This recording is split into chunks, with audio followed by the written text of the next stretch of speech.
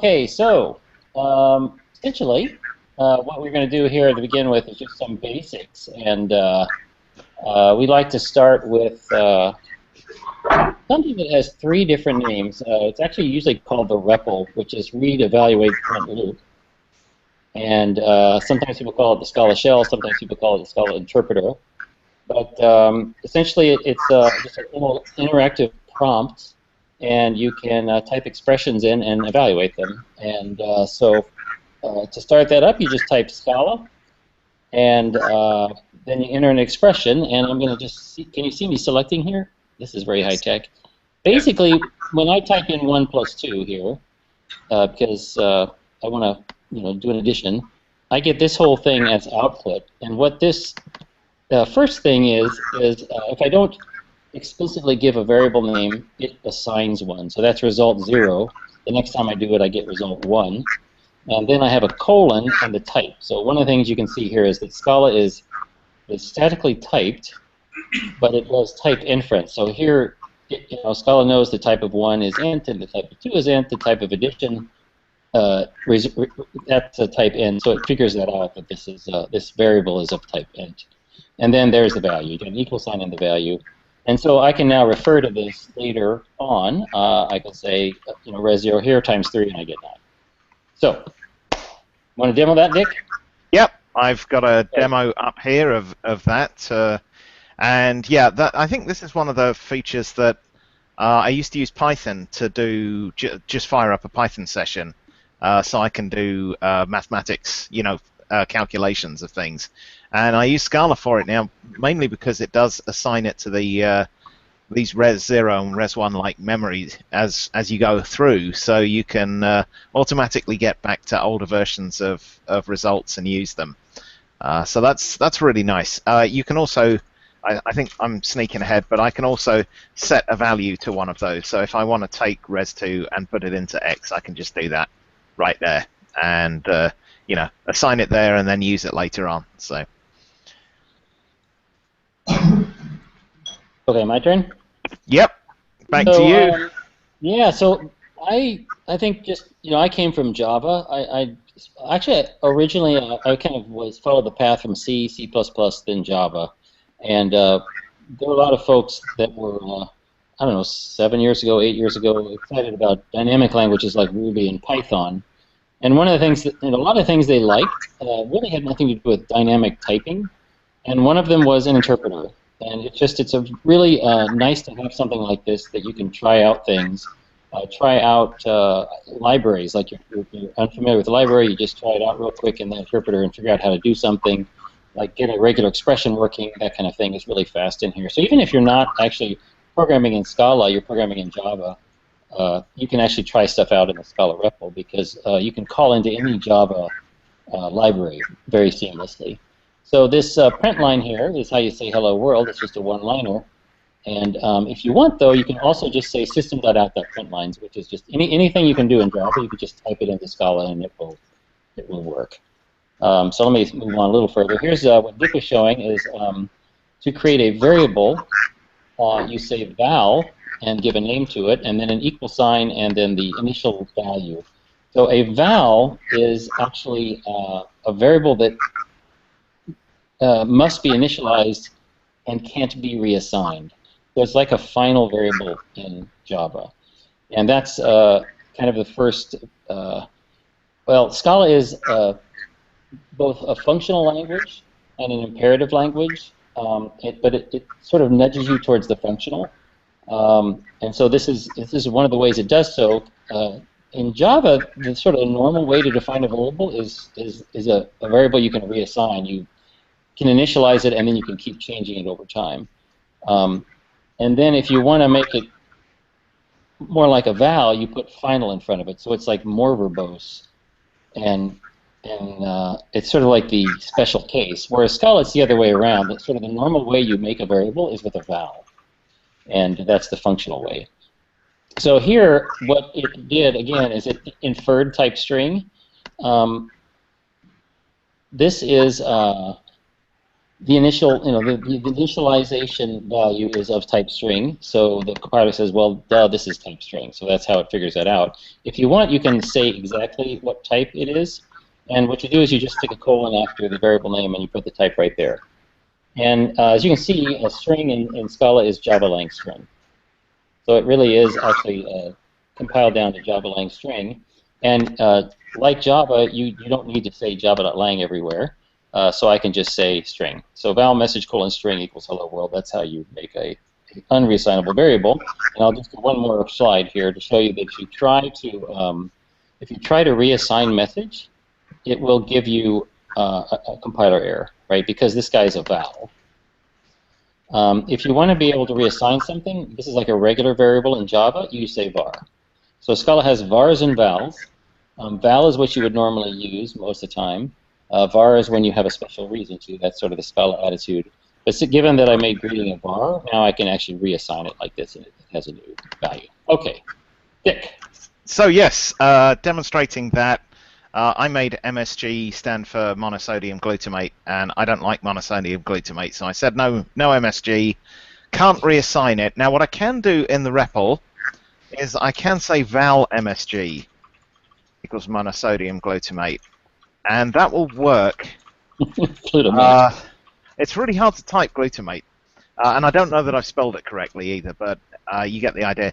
Now I can do this because what actually happens is each new REPL line, each new REPL ready prompt is like another scope. It's like another nested scope. So what's now happening is that this message is hiding the previous one. So this is something that happens in the REPL, and you could do it the same in a Scala program by having nested curly braces or whatever. But that's just so that if you see us reassign a variable, it's not a val. It's not actually changing the value of the val. That's this guy, and that's a compile error.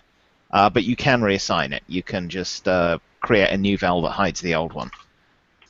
And Bill, you mentioned that you can pull in, using the REPL, you can pull in Java libraries. So I did. I brought in Java util random and Java util UUID, and then I just called those. And this is a really nice feature of the REPL. This is one reason that to maybe grab the REPL, even when you're just working with Java, is you can pull in all these libraries and experiment with it. And in fact, I'm just going to restart my REPL quick.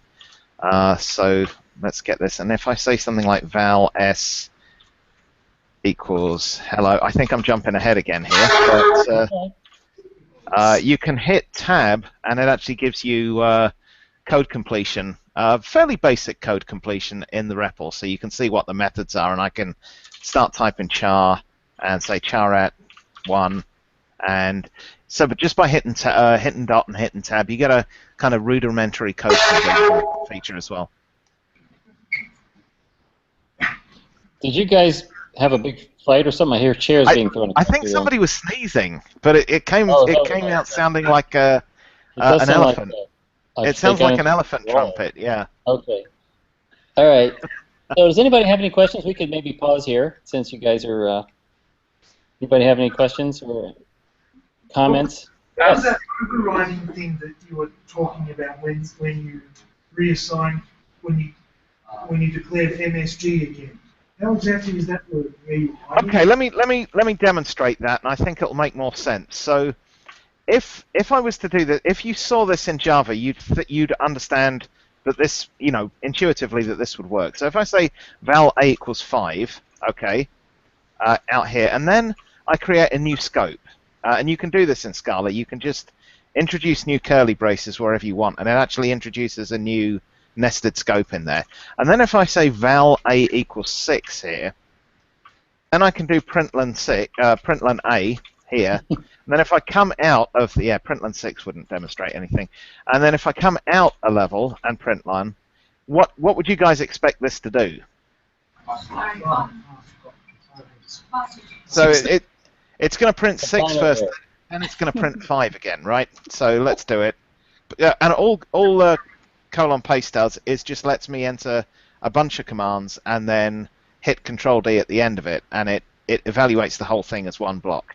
So, Yeah, see, I I've got it right. got something I was missing. right. I said compiler error. No one listened. You are correct. I will leave a bit more That was a space. trick question. He did that on purpose. We'll explain that in a second. I need to put it in paste mode. Paste mode. All right, val a equals 5. Right, now, There you go. val b a equals 6. A println a. Maybe while I'm typing this, because I can't talk and type at the same time. Okay, yeah, You can print line you A. can explain why it did that. Sure. What would I say? So,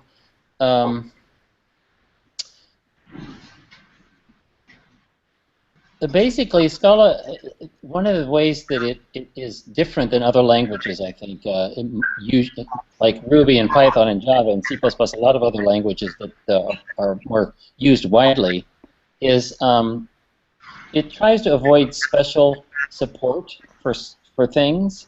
Like if you look at Ruby or Python or Perl, they all have a dictionary type, like a mapping type from A to B, and they have special syntax for it, so usually square brackets. Oh no, actually it's usually curly braces, but what Scala has instead is special rules. So it also has, instead of special syntax support for certain things like maps and arrays, it has special rules, and one of them is if you put a parenthesis or a curly brace next to a value, it will rewrite that to .apply. So what actually happened there was it thought that he was trying to call .apply on 5. So we'll show you that in a second. Yeah. Yeah. Actually, let's save that until the right slide. So this is what happens, and basically, as you can see here, I've created a val a of 5 here, and then I've hidden it in this scope. So I've got a new scope here, and then within this scope, a is 6. Now, the way the REPL works is that every time you have a new command prompt, it's like it creates a new scope. So you can actually hide things from the. I can use a from the outer scope still because it's available, just like a is the up until this point before this val, a is still 5. It's using the one from the outside scope, but the moment I create a new one, it hides the one outside. It hides that name and gives me this one instead, and that's what's happening in the REPL when you do that. And that's just behavior of the REPL. Is it introduces this new scope every time you have a new line or a new command prompt. The question was, is the second one is effectively anonymous? No, they're both just vowels. Refer to it again now that you've closed the brace. I couldn't catch that because it was a little bit too quiet. You can refer to the val a equals 6 again because now you've closed the brace. Yeah, now you're out of scope. Once you leave the scope, that goes poof. It's no longer available to you. So it disappears with the scope. That's the technical way to say that. Yeah, it just goes poof. Okay. Shall we move on a little bit and we can have another question and answer session shortly? All right, where's my... There it is. Okay, so, yeah, this is odds and ends.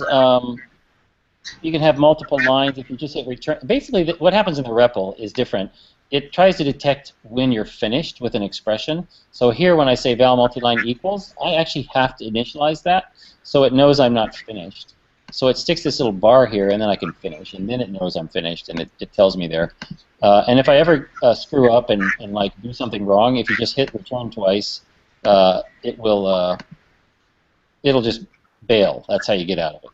So okay, and Dick already demonstrated this code completion, so I'll move on. Oh yeah, here's some other stuff we like to show. Is there's a lot of nice commands that you can do in the shell. Maybe it'd be just good with a quick demo, Dick. Yeah, sure. In fact, they change pretty much. Even minor releases sometimes add new. The REPL is fair game. Improvements show up in the REPL all the time. It doesn't affect the language, so you see things show up. When we started doing this in Scala 2.8, things like implicits wasn't there, and I don't think Java P was there. These are things that have been added as the REPL has gained more power. But there's various things that you can do. So just to run through them quickly here, Edit. Oh wow, edit's a new one. Let's see what that does. Edit.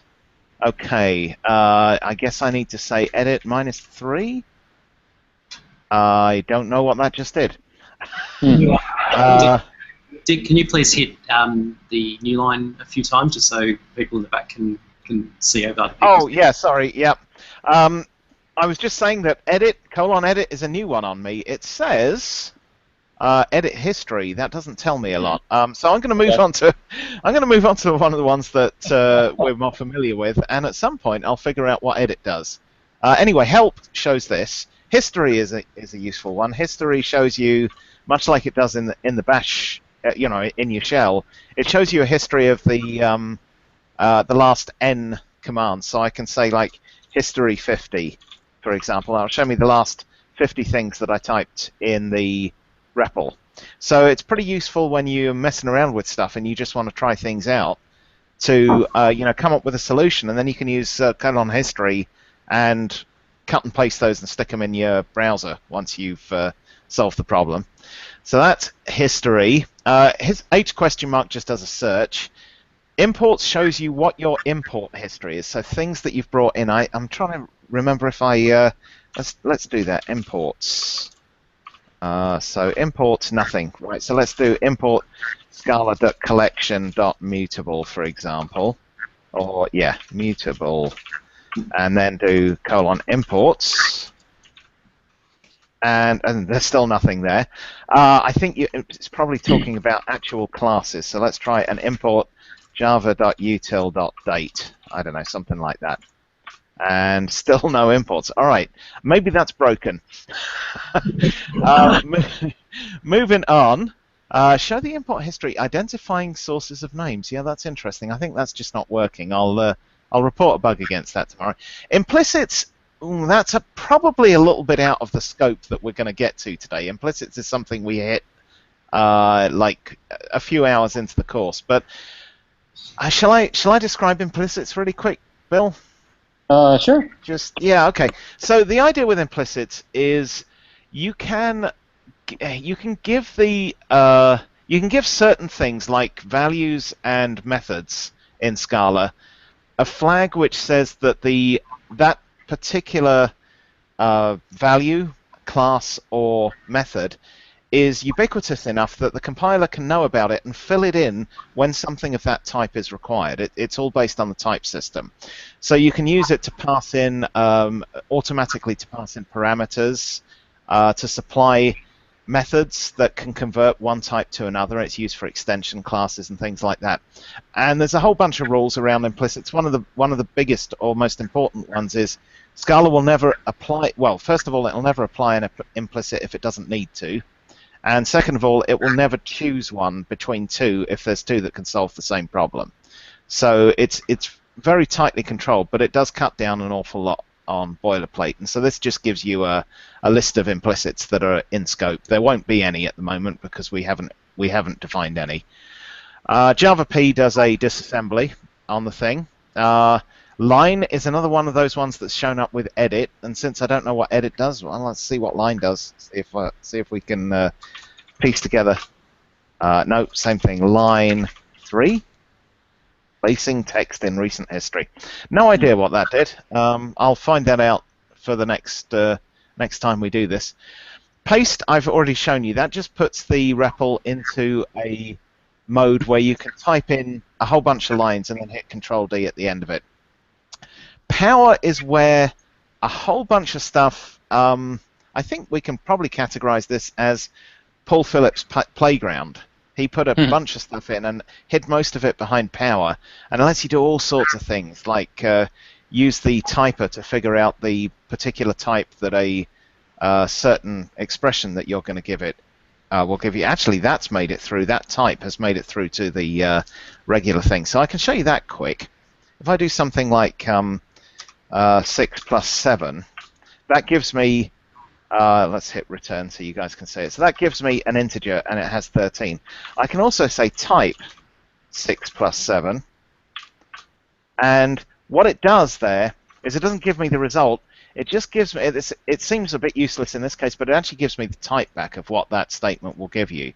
And so it's not running the thing, it's actually using the compiler to figure out the type calculus and give you back the actual type. And this makes a ton more sense when you type it on something that isn't just adding two ints together, but is some kind of big statement that you're not quite sure which type is going to be inferred by Scala. This will actually take that mystery out of it for you and tell you exactly what Scala's going to infer for that one. So I'm just going to do help again because I've lost it off the top there. So anyway, that was loud. There's a whole bunch of these kind of things. They're just available in the REPL. They're not available in Scala itself, but they are quite useful. The last one I'll show you is shell or :sh, and what that does is runs a process using the shell, the underlying shell, and gives you the result back, and you can see it in res4 here. If I do res4 dot, I think it's lines, yes, res4 lines, then this actually gives me back the listing of the things I've got in the current directory, and it gives it back to me as a Scala collection, which is pretty useful when you're just trying to mess around with things or experiment and try out stuff. Okay, back to you, Bill. All right. That was a whirlwind tour of the shell commands. Okay, so can you see my slide again, folks? Yes, we can. Yes. All right. This was pretty cool. If we wanted to kind of talk about if in terms of Java's if. First of all, Java's if is a statement. It doesn't have a result. So what if I want to print something out, the larger of two integers, say a and b, or ints, let's say, I would say if a is greater than b, then system.out.println a, otherwise system.out.println b. And that was the same way in C++ and C. And there was also this funky thing in C, C++, and Java that looked like this, which is called the ternary operator.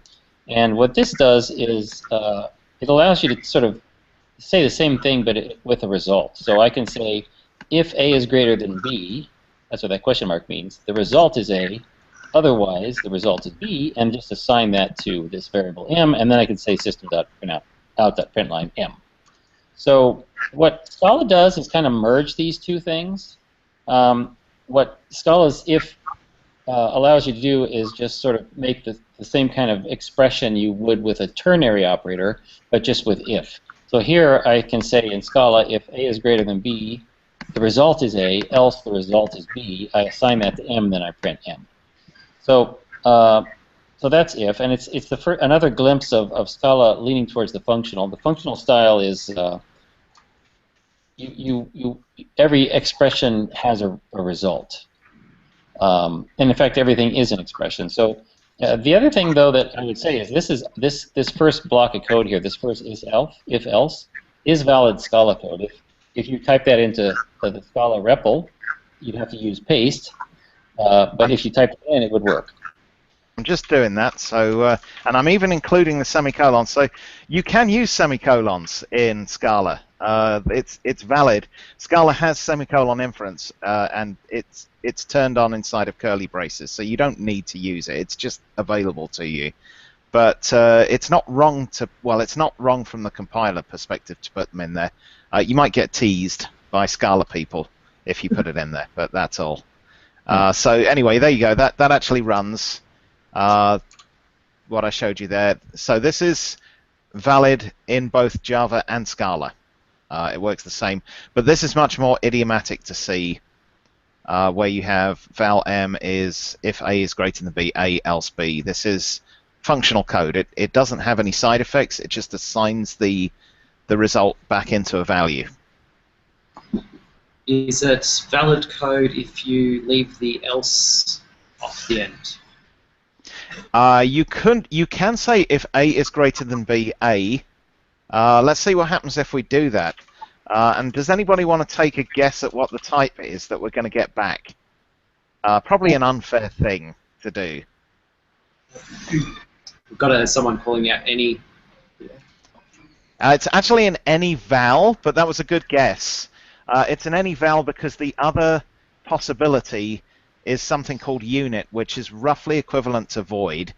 And void and int both share a superclass called anyval, so it goes up to the one that's most specific, that's a superclass to both of them in that case. Now, if I said, I don't know, val s equals string, some string, and did the same thing but returning s this time, then you get an any, because the only common supertype for a string and unit is any, so it goes all the way up to the top.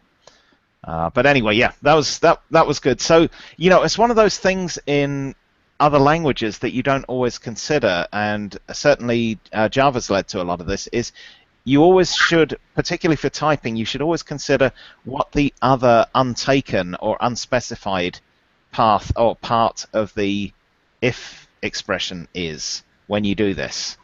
Because in Java it's normal to leave it out. In Scala, it's I don't think I ever see code where the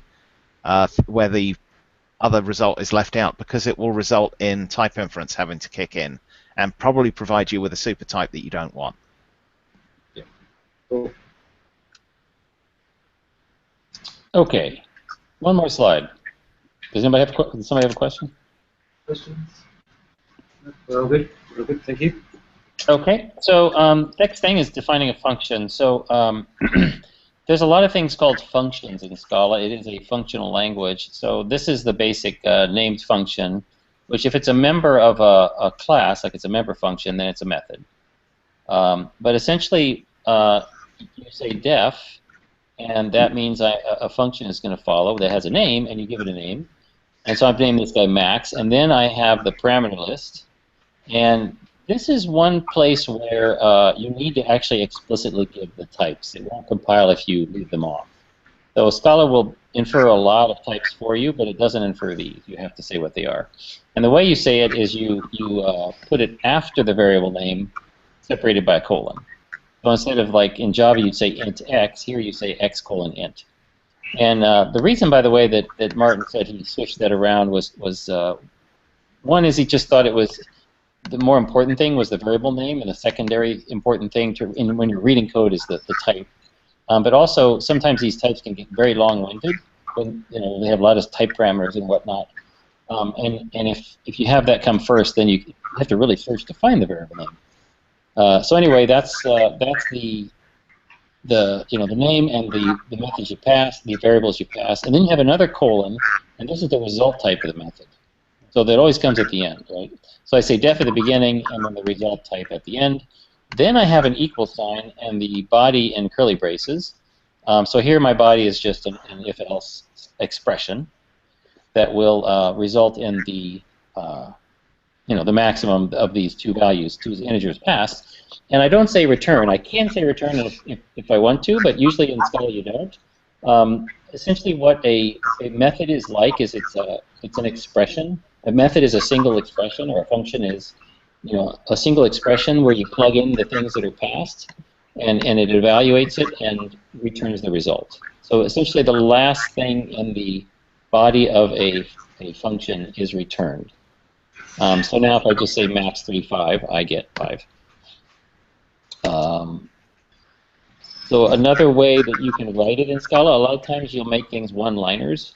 So I can actually leave off the result type. I told you you have to put it here when you are specifying the types of parameters. You have to do that, but you can leave off the result type. It will infer it usually. And here I left off the curly braces because it's just one expression. You can just put it on one line, and there's a lot of one-liner methods like this you'll see in Scala code. And this one here is a method with a side effect. I say def greet, and then I just have an equal sign, and I just have the body. Again, I left off the curly braces because it was just one statement in this case. That's println hello world, and so when I invoke it, I just invoke it like this, greet with empty curly braces, and it prints out hello world. Now this here, you'll notice that it doesn't actually make a res variable name and give me a type. That's because the type of println is called unit. That's what Dick mentioned earlier. That kind of means void, except it's different void really means there's no return type at all. There's nothing returned. Unit is actually a value that's, well, conceptually you can think of it as a value that's actually returned that just has one instance. So it's a type unit has one and only one instance. It's called the unit value. And it's just so that everything has a result value. So that, everything in Scala, even things that just have side effects and don't return anything useful, conceptually return something.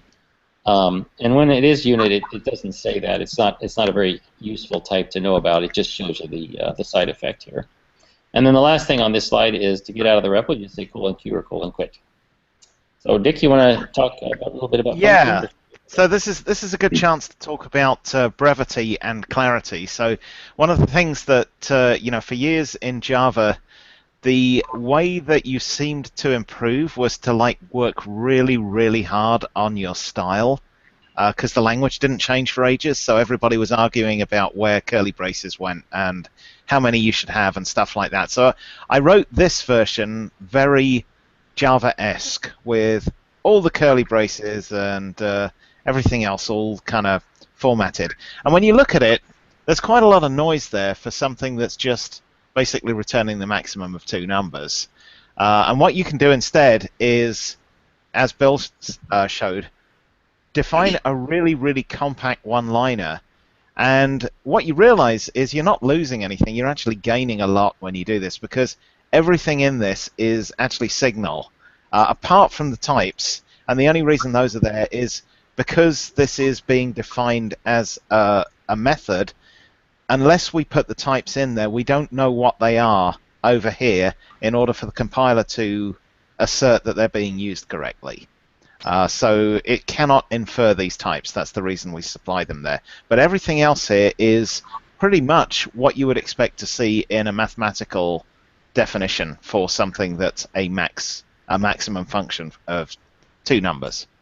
So yeah, one of the things to let go of from the Java world is lots and lots of curly braces and new lines and stuff like that. Now that doesn't mean what happens a lot of the time with newcomers to Scala is they try and cram everything onto one line, and that's no better for style either. What you're shooting for is the best readability that you can get, and there's all manner of different ways to get that. But if it's clearer to just use the really brief form, then do that. It makes it easier to understand. And if it's clearer to write it all out like this, then you should do that. Just write for readability. Okay.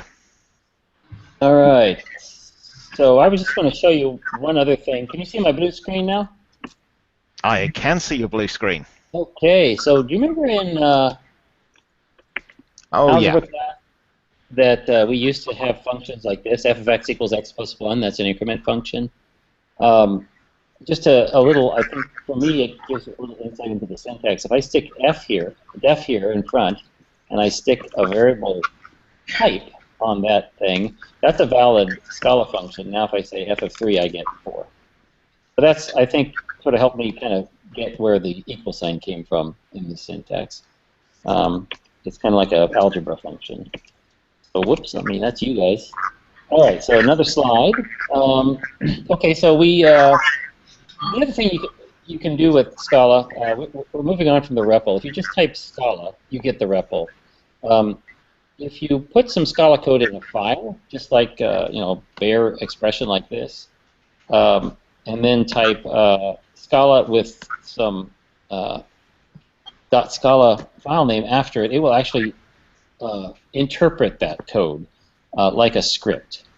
But what it really does is it opens it up, it wraps it in a class or something, and then compiles it and then executes it. So it's not interpreting it like Ruby or Python or Perl would.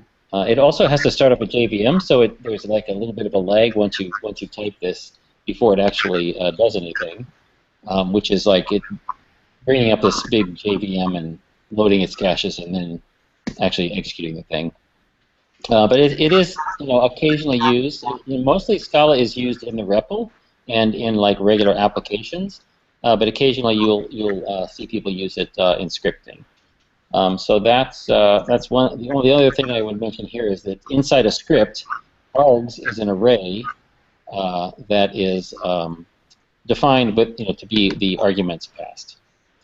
So you want to show that quick demo, Yeah. Dick? Yeah. So I created a hello arg. I actually used this is something we cover a little bit later, but Scala 2.10, I think it was, added. Yeah, it was 2.10. Added string interpolation, which is just a nicer way of doing inline variables, accessing inline variables. To make it even clearer, what I could do is this. So let's actually say val. Oops. Okay. Where are we? What are you doing to me? Just let me add it. Right. There we go. Val name equals args. So I'm just pulling the name out. And then down here, I can get rid of the curly braces now. So I can just say name, $name. And what the dollar does is it just follows up to the first character that's not part of an identifier. So the exclamation point isn't a valid identifier, so that will be taken as the next string thing to use. And so this will print out whatever name is, and it's a nice feature, one that definitely helps keep the code more readable than having lots of pluses and stuff all over the place. So if I save that, and then I run it, and say Scala and hello arg, and then down under, I had to put it as one word because we only asked for the first. Our code has a bug. If we don't put anything there at all, we'll get an exception. And if we put too many things, it'll just print the first one. So it's not very well written code, but you get the idea. Hey, we forgot to ask if you guys had any questions after the function. We did. So this might be a good time. Anybody? I'll put the code back up while we're... Yes, sir. Someone's put their hand up. Okay. Going back to your original example of redefining a val and then assigning something, assigning that val to another val, if in that scenario, which one does it take, the first one or the second one? Did you guys catch that?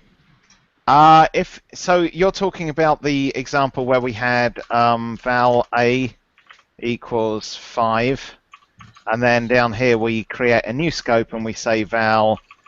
Let's put it down. I was talking about even in the same scope.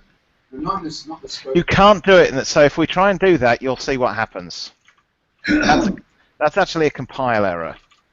You can't. It'll tell me because there's already in that scope. There's already something with that name. So if I try and run it now, you'll see that we get. There we go. It's already defined as value A. So you can only do it by introducing a new scope. What I meant is that in the REPL, if you type in line by line rather than in paste mode or in file, each one of those would work because you said they were a new scope. But That's right. Yeah. Later on, you assigned that value to another value, again in another scope. So which value would take in that case? Yeah, I understand the question. It's Okay. always the innermost one. It will always be the innermost one, the most recent one that you typed, because it's essentially every time you get a new Scala prompt in the REPL, it's like an open curly brace. And then the next time it's another open curly brace. So you're always going down, down, down, down, down, nested down. So you always see the most recent one looking back. Yes, I see. In the REPL, you can't come out a scope. It only ever introduces a new scope. It never lets you back out of one. Yep. Thanks for that. Sure. Okay. Okay. Right. So let's. One more question. Okay, one more question. Sure. In the script that you were just showing before, the print line had an S before the. Well, that's the string interpolation. So that's the new thing that's in Scala 2.10. It's actually done through macros, which is something we don't cover until pretty well into the advanced course. Oh, that doesn't have to be done through macros. I think that one is. I think that is done with macros, though, isn't it? String interpolation. Well, no, string interpolation doesn't have to be done with macros, but it can be. Okay. But yeah, it's just like if instead of saying pi plus, I don't know, f of 3. Can you guys see my blue screen? Yes. Yep. Yeah, so it's just an alternative. I can, if I put an S in front of here, I can say dollar, and then in curly braces say F3. So dollar means like replace this whole dollar open close dot dot dot curly brace, open and close curly brace with the expression, the value that results from evaluating this expression. So it'll say, oh good, I put a space in it there. I forgot my, see that's actually just a demo of how this is actually better, because I had a bug in my previous one. I forgot the space. So Right. you only need the curly braces there because the thing that you're trying to print is actually more than just a simple identifier. If it's just a simple identifier, you can actually drop the curly braces too. Down under. Spell that right? Yeah, good Anyway, enough. yeah. Oops, I hit the wrong button, but no, I don't need the curly braces. There we So go. it's called string interpolation, and it's pretty much the new black. It's the new way to do string concatenation usually in Scala. We tend not to use the plus signs anymore. There is another one as well, which is the format version, and I'm going to have to hang on. Let me bring it up really quick here. So, well, wake up, Scala. There we go. So I can say, like I can say S. Actually, let's do a val A equals 5.7, and I can say S hello $A, and that prints up hello 5.7. But I can also say F, and now I've got to remember, I've dug myself a hole, Bill, because I can't remember the, it's like percent 1.2 F, something like that, isn't it? Yeah, I don't remember actually, but that's like formatted sort of like S printf or F printf. Yeah. You get the idea. I always have to go and look up my sprintf syntax when I do this, but yeah, F is the equivalent for sprintf style format for that, so you can also use that. I think it's the other way around actually. I think you do $A percent 1.2 F. Yes. There you Ta-da! go. Okay, so move on to while loops. The excitement of while for a while. Absolutely. All right. Quivering with excitement. Basically, we said if expression somewhere here. Yeah, ooh, if expression. And while we say loop, because it actually isn't an expression, it has a side effect. So if you see a while in your code, you know you're doing something imperative. And the syntax looks just like Java's, essentially. Here I made a var, an integer initialized with 0, and I say while I is less than args.length, print args of I. This is going to be like in a script. This would be printing out the arguments, and then I increment the index. And so if you just say Scala print args.scala, Scala is fun, it'll write Scala is fun to the output. So one of the things I wanted to kind of point out here is that this is the imperative style, and it can be more efficient. It can be easier for people coming who are new to functional programming to do. But it has a lot of ways you could screw up, because you could have the index wrong, like the starting index could be wrong. This index could be like, trying to remember is this less than equal to or equal to, and what that is. You can forget to increment, that kind of thing. All these kinds of things are sort of common. Well, not common, but the mistakes that you can make, that when you do it in a more functional way, you avoid that problem. So this is a I wouldn't call it functional, because I still have a side effect, but this has a less room for error. This is a for expression. It's actually a loop in this case. I would call it a loop because it has a side effect. But what I do is I say for arg and args, and this little left arrow means that there's an array here of arguments, an array of strings, and out of that I'm shooting one arg at a time, and then I print it here inside the body of the loop. So maybe you want to just demo that, Dick? Yeah, so here's the, I'll just demo that they work. So here's the while loop version. So if I save that and run it, I tried to call it print them all, and it looks like I created a print them all which is not really what I wanted to do. But anyway, Scala print them all, and then you can say loops are fast but lack style. And there we go. So the thing about while is it is very useful because it's like super fast, and occasionally it's handy to use it to fall back on it, even though it's not very functional because it is extremely optimal performance-wise. But most of the time you should code for style. So it's better to do what Bill was saying, which is to do something like we can replace all of those lines with just for arg from args println arg, which is a lot clearer. It tells you exactly what's going on, and it's one line instead of 5. And then we'll just do the same thing again. And look at that, it ran just as fast, right? I didn't see any difference. I didn't see any difference.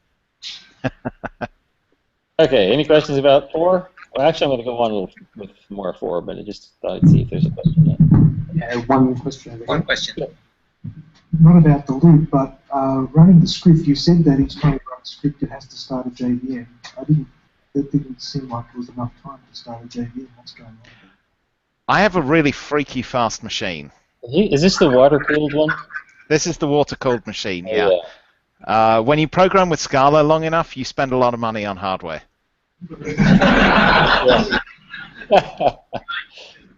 Yeah.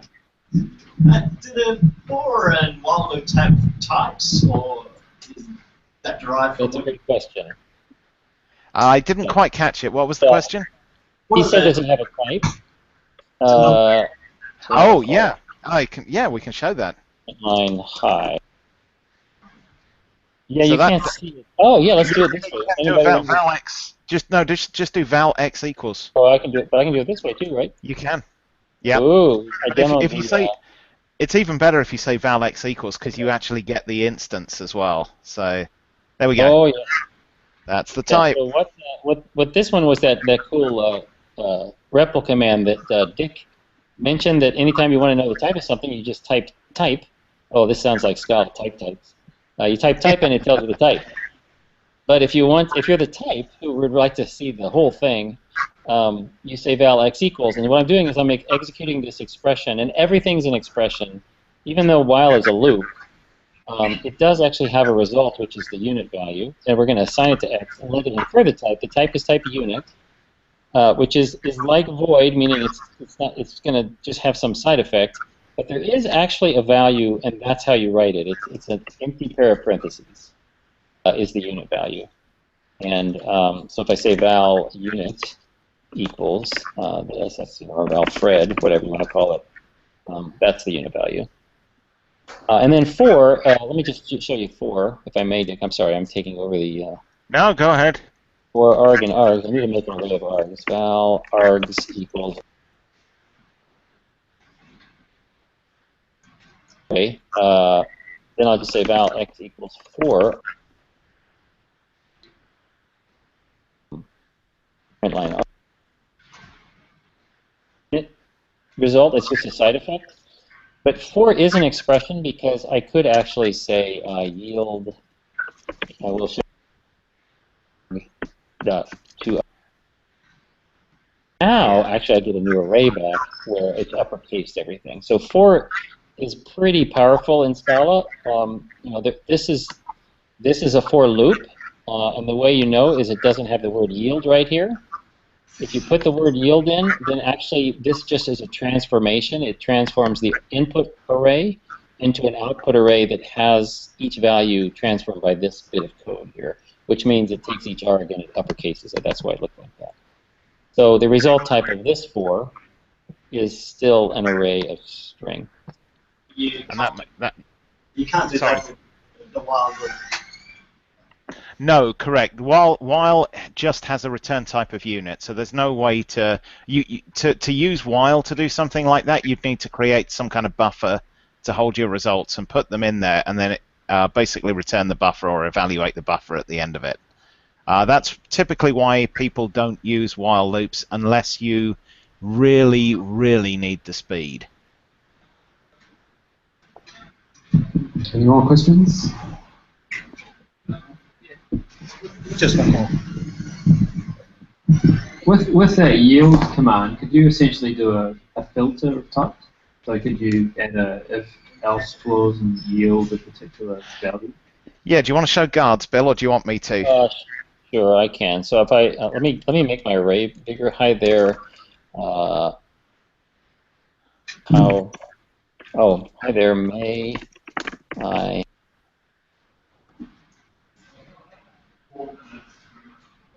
type as Dick A.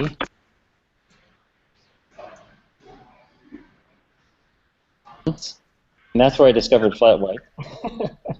And actually, we don't usually have that over here, but it's just started showing up, so I think you guys are invading. But anyway, so now I've got a nice array. So if I go here to this one, I just uppercase all of them. It sounds like I'm yelling. I really need my coffee.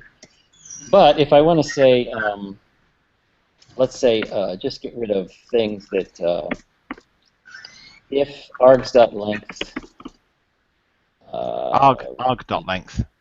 Arg.length, thank you, is or greater than, let's just say greater than 3.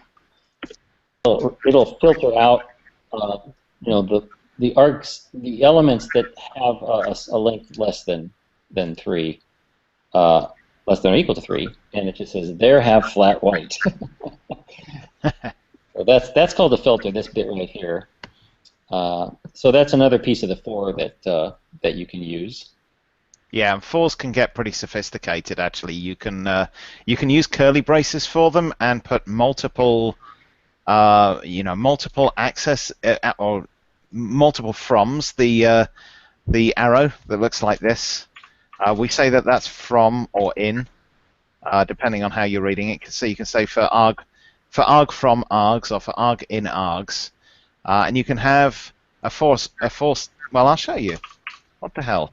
Let's just get val x's equals list 1, 2, 3, 4, and val y's is list 2, 3, 4, 5, and then I can say for curly brace x from x's if x mod 2 equals 0.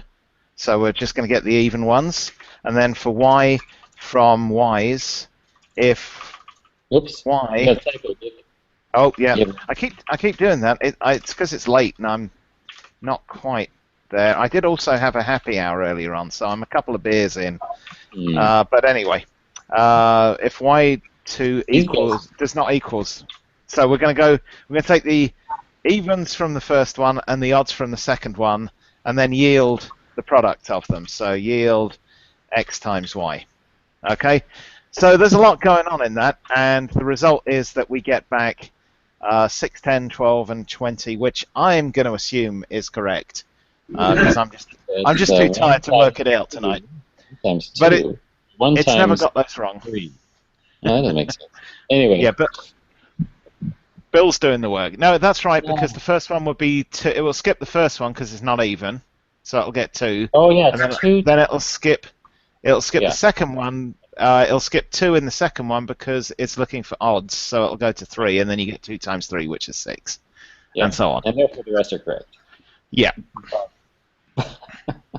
So there you go. You can do a lot with fors, and you can have as many of these as you want to, all lined up one after another, and it does all sorts of clever stuff. Just one more quick question. Just got another question. This all seems to be sort of preempting a map function. Is there also a map function, or is it all done through for? Actually, this is using map here. The yield in the for, this whole thing could actually be written in terms of like if we take a simpler one like x's, which is now 1, 2, 3, 4, and then we just say for, oops, sorry, hit the wrong key, for x. And I'll use the curly braces for now, just to keep it consistent. But because we've only got a single statement, we could actually choose either parens or curly braces. For x from x's, yield x times x. Okay, so we get the square. What I could also do for that is just say x's map x and this is the function literal syntax, goes to x times x. And those are exactly equivalent. What Scala actually does is it takes these four expressions and it turns them into, the compiler turns them into these map, and as you get further into it, flat map with filter and various other calls that it knows. Basically, it knows the syntactic rules of how to take this and turn it into a chain of method calls like this. So you write fors for style, and the Scala compiler turns them into the equivalent kind of chained function calls that you would get otherwise. Okay. We may let you guys continue just because it is getting a little bit warm in this room as well, so we can get a break point and then. Okay. Sure. Yeah. So this actually is kind of what Dick is a good segue, because what the Scala compiler will do with this for loop is rewrite it as a method call of for each. So what I did is for arg and args, printline arg, it takes the thing to the left of the arrow, arg, and sticks it as the argument to the function that it will pass into for each. So it takes args.forEach, and this is because you didn't have a yield. That's how it knows to call for each. So it just for each will take a function that takes an argument and print it. So here's where the body of the for loop went. And so essentially when you write up for loop, you get, this is what actually executes under the covers. And what the compiler doesn't care what you call, what you put in there for args, what the type is. It just rewrites it to this. And then it tries to compile it. Well, in our case, args is array, and it looks on array, and there is a for each method on array, and the types match, so it works.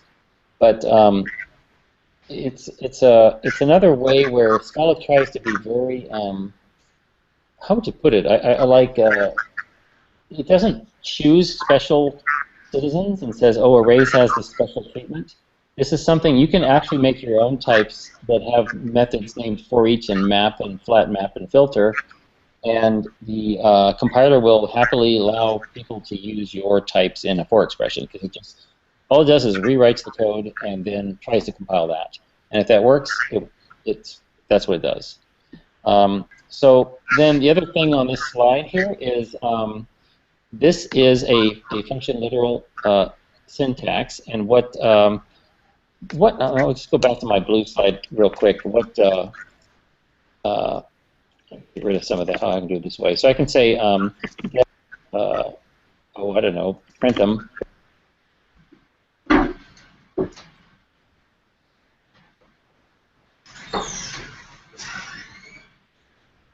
Okay, so I could say make a printed method. What you can do to make that a function literal is you get rid of the, basically a function literal is like an anonymous function, so you get rid of the name, and you don't need a def if you're not giving it a name. And then all you got to do is make this into a rocket. From an equal sign, you make it into a rocket, and that's a function literal in Scala. And a function literal is a value. I can say val fun lit equals this, and it actually, this thing, if I can find my thing here, this guy right here gets compiled down into, it's like an anonymous class expression in Java, sort of, or actually a lambda in Java 8. It's compiled down to a class or with one method in it called apply, and that now, given that, I can actually say hi, and it'll print it. Oops, I called it fun list again. I want to write that. Fun lit. There you go. So anyway, that's the verbose syntax is you can say the argument list in curly braces, a rocket, and then the body. But there are a couple ways to make it more concise. In this case, you can just say args for each print line. And the other bit, I don't know if you guys in the back can see this. I'll just type it over here. So if I say args,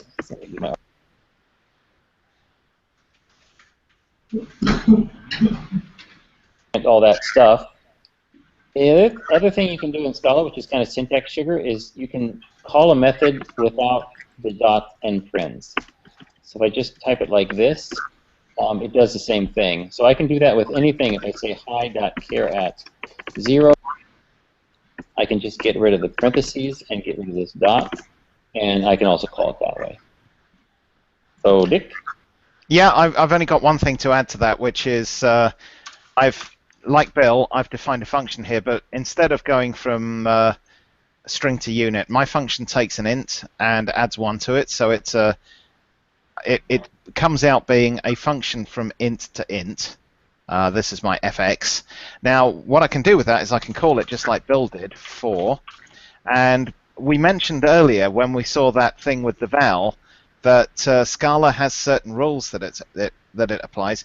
One of the rules that it applies is when you have parens next to any kind of object, it tries to call the apply method, and in the case of a function, that apply method is to do the actual function.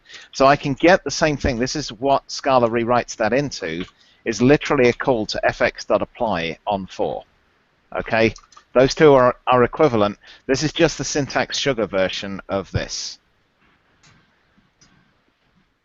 And once you know that rule, you can also implement your own apply methods, which is how things like this work. 1, 2, 3, 4. What this is actually doing is calling list.apply. Whoops. 1, 2, 3, 4.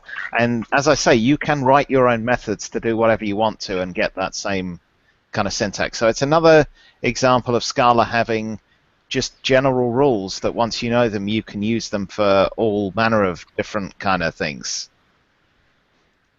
Yeah, okay. One other example of that was you saw us do like args of 3. That's how I got. That's how I accessed the third element of args. In most languages, there's special syntax for arrays that looks like this, right? So Scala doesn't have it. The reason it uses parentheses is this args of 3 is just rewritten by the compiler into apply, and then it tries to compile. It doesn't care what the type of args is. If it sees you put parentheses next to something, it just rewrites it and then tries to compile that. And in the case of array, it works, and it accesses that element. So what that means is that you can write your own types that have apply methods, and then people can stick parentheses next to them and do something. Right? That's kind of one of the ideas of Scala, I think, that's different. Is it tries to make it so that you can design libraries that feel very natural and like built into the language. Yeah. So, okay. Within Scala, there are all of these value adds that you get, just things that are really, really valuable. Traits is a huge one, but we haven't really got time to dig into traits much tonight. But one of the really easy ones to grasp are these things called case classes, and they're basically value classes that you get with a tremendous amount of convenient functionality and everything done correctly, but you get it all for free. So if I show you an example, the one I always fall back on is person. We can create a class. We haven't really shown creating classes yet, but you create a class by just saying, class egg, and then val yolk. Share your screen too, please, Dick. Oh, yes, sorry. There we go. Yeah, I'm talking away and showing stuff that's not showing up anywhere. There we go. Okay, much better. So you can create a class egg with a yolk that says yellow in it, for example, and that's a class definition. So there we go. And now I can say val egg equals new egg, and sure enough, you get an egg. It's not very useful because if I create another egg, egg2, and say new egg, and then I say egg equals egg2. It says false because they're different instances, and it's just going with the kind of standard JVM thing of checking the, checking the address basically of this thing to see if it's the same object. And so now you get into this whole thing of, okay, well, if I want these things to be comparable or checkable for equals, I have to implement equals. Then I've got to implement hash code, and I probably want some parameters in there because an egg will probably have a size or something like that. And you start getting into all these other things. And in Java, by the time you're finished, you're about 50 lines of code in for this thing that's just like super simple. So instead of that, I'm just going to say, instead of egg, I'm going to use person. But instead of just saying class person, I'm going to say case class person. And we'll have a first name of type string, a last name of type string, and an age of type int. And that's my whole definition there. Okay, that's a value class that I've just created. So what I can say is, for example, val p1 equals, I don't even have to say new. That's one of the things you get, is you get an apply method generated for you, which is called, when you call person with parens after it, we've already shown Scala rewrites that into a call to apply. So I can just say Fred Jones and 22, and there's my person, Fred Jones 22. Now I can create another one, val p2 equals person, and it's a new instance, Fred Jones again, and 22. And now I can say p1 equals p2, and it's true. So it actually generates an equals that works, and it generates a hash code that works. So I can show that there's a hash code, and p2 has to have the same hash code in order to be, to satisfy the requirements of equals. And there it is. Sure enough, the hash code is the same. You also get a ton of other stuff though. So one of the things about these case classes, person is immutable, which is something we haven't talked about a ton, but it means that these values can't change in there because the types are immutable, the case class is immutable, and so the whole thing is like a really nice little lump of immutable data, which is really nice from a functional perspective, but it makes it harder to work with things because you can't just call setters and change state around internally. So one of the things you get is you get this copy method, which lets us change something. So we'll change the name, and we'll change it to 23. Now we have a new object that's based on the old one, but with the age updated. So it really takes away a lot of the negatives of having this nice best practices immutable object, because you can use it very easily. And then I think really the last thing to show maybe on this is the pattern matching. So the reason it's a case class is you can do cool stuff with it in pattern matching. So I can then say p1 match, and then case, and in the case it's a person, and the first name is Fred, and we don't know what the second name is. But the age we're going to match is 22. Then what we'll do is say println found. Oh, I should do this with string interpolation because it's the new black. Found $second name. I've gone across the boundary, but yeah, there we go, and that should do it. And then case underscore. This is the default case, so no match, println no match, and sure enough, it found Jones. So this is really nice because it's actually making sure that it will only match if this constant Fred and this age 22 are a match. If I try the same thing with res 17, which was the copy I made, so res 17. And then the rest of it, all the same. There we go. Now it says no match because the age was different, 23. So you get this really nice combination of features where you can say, I'm only interested in matching these particular values, but I don't know what this one is, so stick it in the variable for me.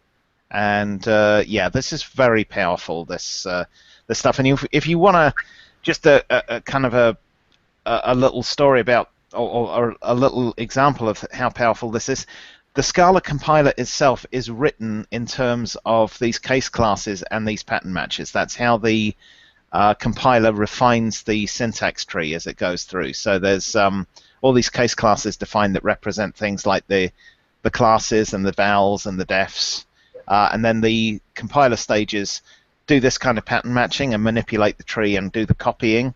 They make copies of the tree and change things, and that's how the whole Scala compiler works. So yeah, so that's case classes. They're very good, very valuable, and dozens of lines of code are replaced by just a single line with all the best practices and stuff in there. Okay, Bill, over to you. A good time to see if anybody has any questions about case classes. And then I thought that, what I was thinking we could end with is just some philosophical discussion. But Yeah. Go ahead, question back there.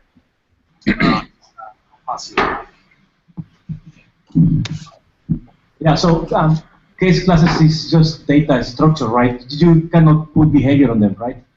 Oh no, you can absolutely put behavior. Yeah, it didn't show that, but you threw down the gauntlet. yeah, you can put anything you want in there. So case class person, and I'll just do name and age for now to make it a bit quicker to type, and then I can say def quack, and we can make our person quack like a duck. So we'll have a quack. Just multiply it by the age. Quack times age. Quack, comma, times age. There we go. Yeah, or make string or something. And then val p3 equals person, dude, and 10, and p3 dot quack. And there we go. There's 10 quacks from dude. Yeah. So yeah, you can do. There's nothing apart from the case class getting those extra things. Otherwise, it's just like a standard class definition. Yeah. So you can make it have as much behavior as you want within there. You don't have to. That's the key. You can define it all on one line, but you can also add in whatever you want in there. It's very powerful. Any more questions? Yeah, another question? How about inheritance? Would it be multiple inheritance be allowed? Great question. You want to take this one, Bill? Sure. I think the question is multiple inheritance. Well, I know the question is about inheritance, and I heard multiple, so I can take a couple things. One is case classes actually, in an inheritance hierarchy, you can only have one case class. So you can't have a case class inherit a case class. So that's one limitation on them. As far as multiple inheritance in general, Scala has something called traits, which are really awesome and actually make multiple inheritance work, but they really are multiple inheritance. But that's kind of a long story. Yeah, traits are something we have an entire module. I want to clarify what your statement was before, because I think it could be misinterpreted about case classes. A case class cannot have another case class in any of its supertypes. However, you can have a single type with multiple case classes extending that, and in fact that's a really common pattern.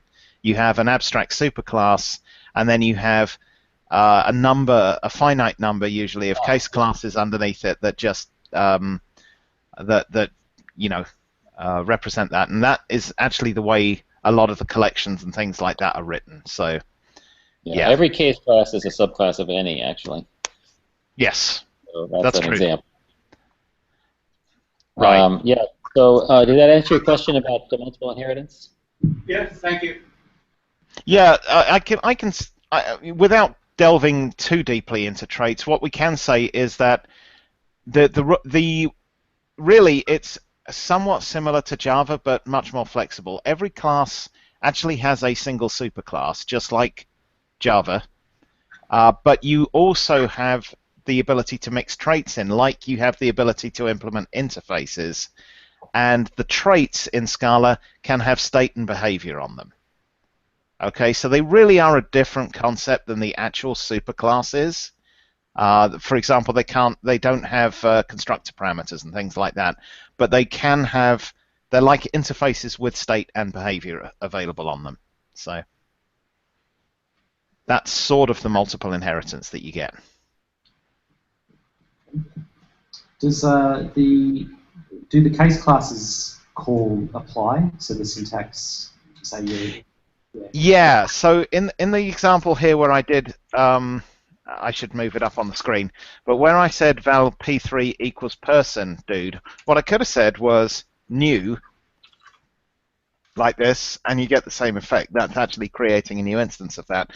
But when I call person, what's actually happening is there's actually, and this is again getting a bit further into Scala, but there's two classes. When you create a case class, there's actually two things that are made. There's the class itself, and then there's what we call the companion object, that is a singleton that's got the same name and shares a lot of commonality. It shares a lot of functionality with the class itself as well.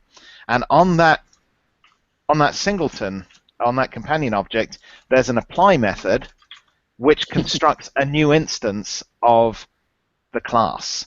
So I can say person.apply dude and 10, and that actually returns me then a new instance of the class that this object is a companion to.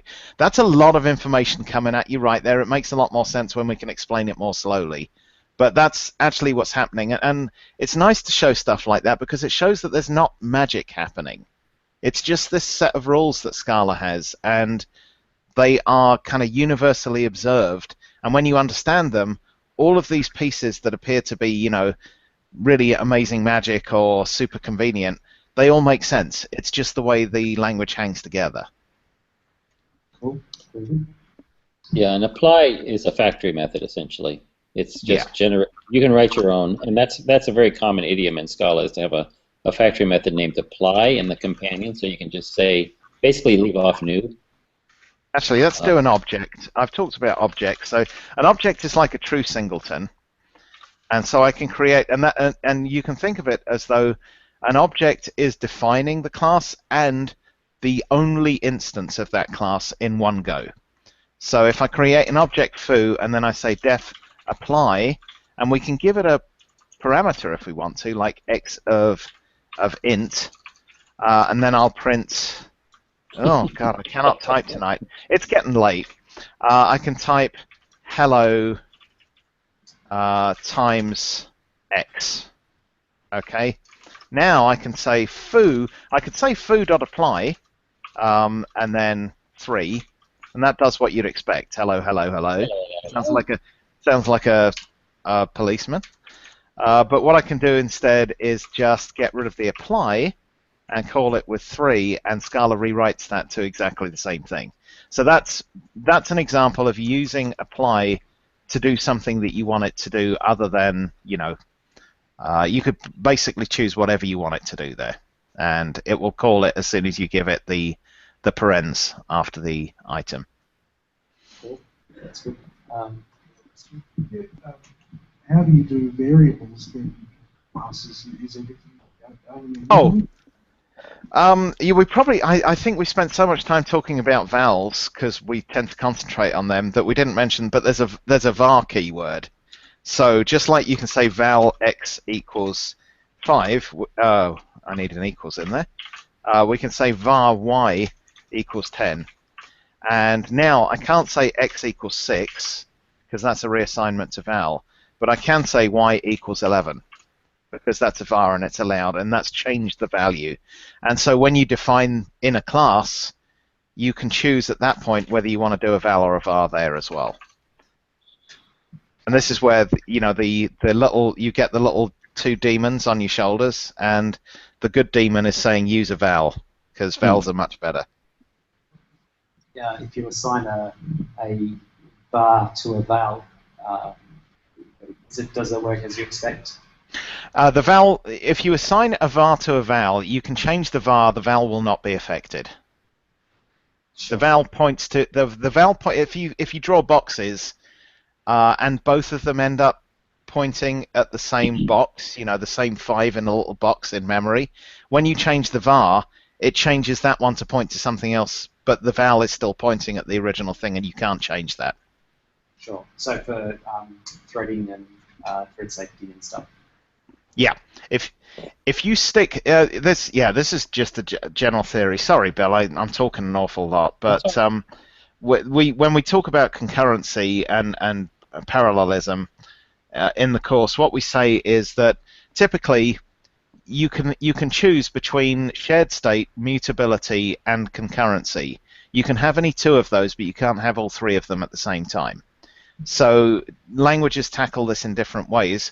In Java, you get rid of the concurrency by using synchronized blocks, so that you turn critical code that uses shared state into effectively a kind of single-threaded. I should turn my. I'm making lots of hand gestures which you can't see. So here we go. So you turn this thing into like a bottleneck where everything happens in a particular sequence by using a synchronized block. And we all know how well that works because people are not very good at thinking like that. So another way that you can do it is to get rid of mutability. So you can have shared state and you can have concurrency as long as you make things immutable. So if you stick with vals and immutable data structures, then it's safe to do concurrency. And what you end up doing is when you need a change, you take a copy of the original thing and spit out a new version of it. Anyone who's still working with the original is unaffected, and anyone who grabs the latest thing will get this new thing, and so everybody's happy. There's no concurrency issues there. So yeah, that's the other. And the third way is what actors do, which is to sort of basically take all the mutable state and hide it away so it's not shared, and it's all hidden. So yeah, there's various different ways that you can tackle that problem. That I would clarify too is so one of the things we didn't show you is like set. If I say set 1, 2, 3, set, I get a immutable set. But I can actually import a Scala.collection.mutable and just say, go back up here and make a. So now I actually have a mutable set, and I can say set. You don't even know how to say it. How do you? Set plus equals is the easiest thing. So using immutable things. I don't know how to do it. Well, I don't want to add. I want to change something. I want to remove something. Minus equals 2. Minus equals 2. There we go. So I just removed something from this set. And what you'll notice is this val is always going to, it's initialized to refer to this mutable set, and it will always refer to that. So what's immutable about the val is that it always points to the same set. But because this one's mutable, now when I look at what's in the set, it's been mutated. So the val is still pointing to the same object, but because that object is mutable, that doesn't mean that it's functional. Yeah, the val means you can't reassign this to a different set, but if the underlying set is mutable, you can still change it. That's why you only get true mutability by using vals and immutable data structures together. Right. That's a good one. Any more questions? Yep. Oh, sorry, one more. Hi, Will. Okay, it's a bit off topic. So it's about Scala tests. Yeah, and yeah, I'm a huge fan. We're using it in project work. But I was looking at the source code the other day in runner.scala, and I came across a function, do run run run, do run run. Is that a new Scala naming convention? You know, I was trying to win the longest method name contest, but I didn't. It actually was in Slick. But no, I actually had a run method already, and I needed another run method, so I wrote do run, and I thought, well, that's really stupid. And there's a song called Do Run Run Run to Do Run Run, so I just named it that years ago. And people, it shows up in stack traces, so it turned out to be a stack trace joke, and people are frustrated, you know, when they're programming, and then they see that and they get a laugh. So I've left it in there. Well, yeah, that's exactly what I picked it up from stack trace. But yeah, anyway, thanks for an awesome. Is that also why I've got a colleague who was asking me the other day, why does Scala tests hide the whole stack trace? Why doesn't it print out the whole stack trace? Why does it print out the whole stack trace, or doesn't it? It's not. Yeah, I don't think by default it hides sort of the stack. Or by default, it prints out like a little, you know, a smaller one that hopefully has the error line in there, and you can then configure it to print out the entire thing. The problem is in Scala, because of all the little function lambdas, the stack traces can be really tall. And so if you do that for everything as the default, it just really can be overkill. Especially if you get a bit of recursion in there and it's not tail call optimized, then it can get really deep. Yeah. That's why it's not the default, but you can configure it to be, the whole thing if you want. You can mix in, I think it's full stack trace, isn't it, or something like that. The trait is called Yeah. if you want it. There's full stack traces and short stack traces. Short stacks, which is like pancakes, and then there's one where there's no stack trace at all. It just prints out the line number and the error message.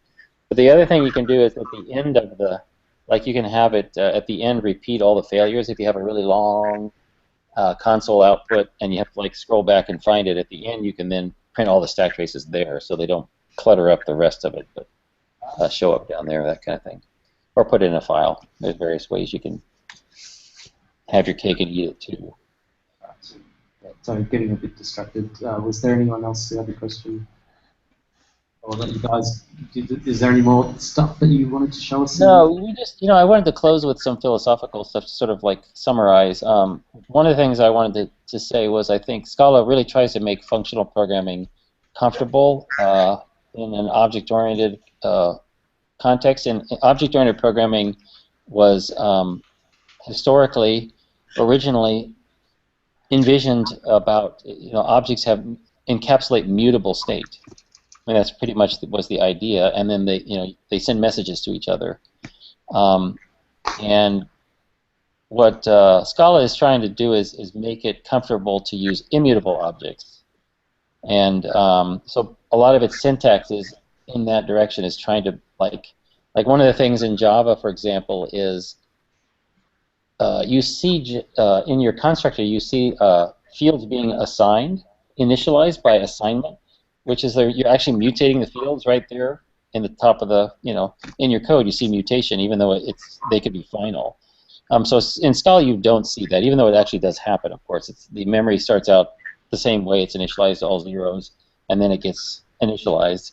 But the copy method that Dick showed for case classes is another example. That makes it easier. Like if you're using Hibernate or JPA, you'll bring this big entity object into memory from the database, and then you mutate it, and then you save it again. So that's mutation, right? And it's just sort of pretty straightforward, but what that copy method, if that were immutable, then every time you make a change to it, you need to get a new one, right? So the copy method makes it almost as clean. The code is very simple and clean looking, even though you're doing things functionally. So I think that's one of the things that I wanted to say about Scala just in general. And the other one was just to repeat that a lot of it is to make people can design libraries that feel like they have native language support. So that's why there's all these instead of special cases, it has the special rules, and then Scala uses the special rules to implement things like arrays and lists and whatnot. But you can use those special rules in your own library classes and make, you can make a rational number class that looks like it was built into the language, like it's sort of provided. So you can make things very natural looking. So that's another, I think, big idea of Scala. And that's what I had to summarize with. I decided to define a long method name, so I went with supercalifragilisticexpialidocious. That's spelled right. No, it's califragilistic. You have a typo. But anyway. Do I? Where is it? Where's the typo? I think it's califragilistic, not calorifragilistic. Oh, okay. Oh well. Close enough. And I guess the other thing is it's just a lot of fun. I mean, we've been doing it for years. I've been doing it since 2006, and it's just really I love programming in Scala. It's a lot of fun. And, yeah. That's the other thing I would say about it. And then we're supposed to promote ourselves, Dick. Oh, right. Yeah, we do training. We do training. We have online training with Parleys now at scalacourse.com. Please, as I discovered today, don't go to scalacourses.com. That's one of our competitors. Yeah. We just advertised for Mike Slynn, dude. Scala Course is ours. Scala Course is ours anyway. So, yeah, so we do that, and we do in-person training, and gosh, we've got all sorts of other stuff going on. So it's a lot of fun. I like Bill. I love working in this language. There's always more to learn, and the amazing thing is because and we've kind of returned to this theme, but the language itself is pretty internally consistent. It's a set of rules that come together to make a very consistent result. But the result is so flexible that we're just learning how to do new stuff with it all the time. So we haven't really shown it, and we wouldn't get to it for quite a bit of the, a bit further into the course. But when you combine, for example, implicits and traits together, you come out with something called type classes, and these things are just amazing for doing all sorts of kind of add-on functionality to any classes, whether you own them or not. So you can sort of deal with classes polymorphically, even if they're other people's classes with type classes and just things like that. And that became popular, 3 or 4 years ago. I think type classes really started to emerge as a thing, a concept in Scala, and that kind of thing just continues. There's all sorts of new type lambdas are kind of the new hotness that everybody's getting into right now and stuff like that. It's just constant kind of improvement and growth in the space, so it's very fun and exciting to get into. And that was the self-promotion, I think. Did I miss anything, Bill? No. Oh, escalatesoft.com is our actual website. So that's the other place to go, not just scalacourse.com, but escalatesoft. If we can get somebody in Australia with lots of employees, like a census or someone large, to send you down, then we'll certainly have your back as well to come down and present actually a bona fide in person. I'd love to come down there again. Oh yeah, me too, man. I've never really fun nieces that live in Melbourne. We haven't. I haven't been there for years, but I've never made it to Oz, so I'd like to very much go and see whether the the beer is any good, that sort of thing. It's cool.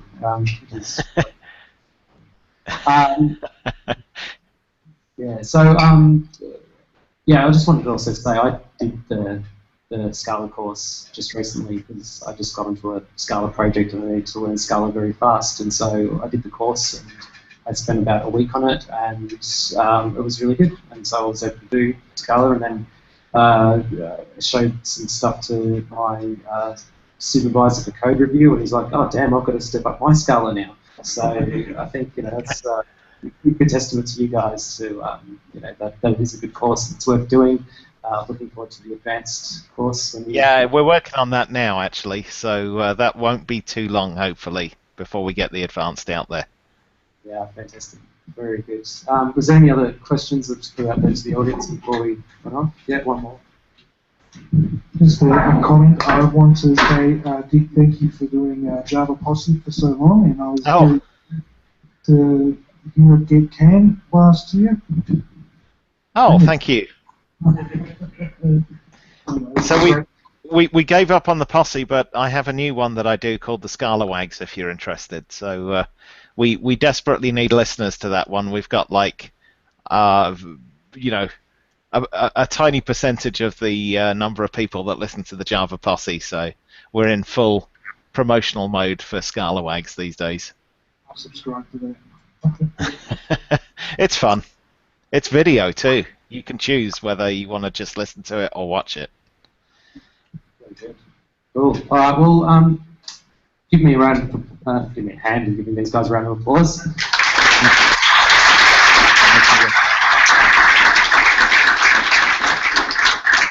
Once again, thank you very much to you both for staying up, and I hope you don't have to get up too early to walk your dog or go to your personal training. Oh no, I'm staying in bed tomorrow morning. Oh, fantastic. Well, we've also got a gift to send you. We give all our a Australian rules show in football, so we're going to send that up. Keep that up, keep that around. When inevitably we will find a way to get down to Australia. Thanks very much again. And did you say it was an Australian rules football thing? Yes, it is. Maybe we should. Okay. I remember I think it was, I can't remember whether it was Monty Python or one of the other ones, but it was Australian rules football, and it was, I think, rule number 1, no pufters. Rule number 2, try to kick the ball through the goal. Number 3, no pufters. And it just carried on like that all the way through. It was quite funny. Yeah, that's got ahead, but yeah, that's that's pretty much it. Yeah, I think we're going to find that one. All right, cool. Well, thanks very much again, you guys. Thanks for coming. Thanks for sharing the room, and we will hopefully see Dick and Bill around sometime again, and see you guys next month. We're going to be back in this venue or across the road, so stay tuned. Thanks very much. Thank you. All right, see you guys. Good night, Bill. See you.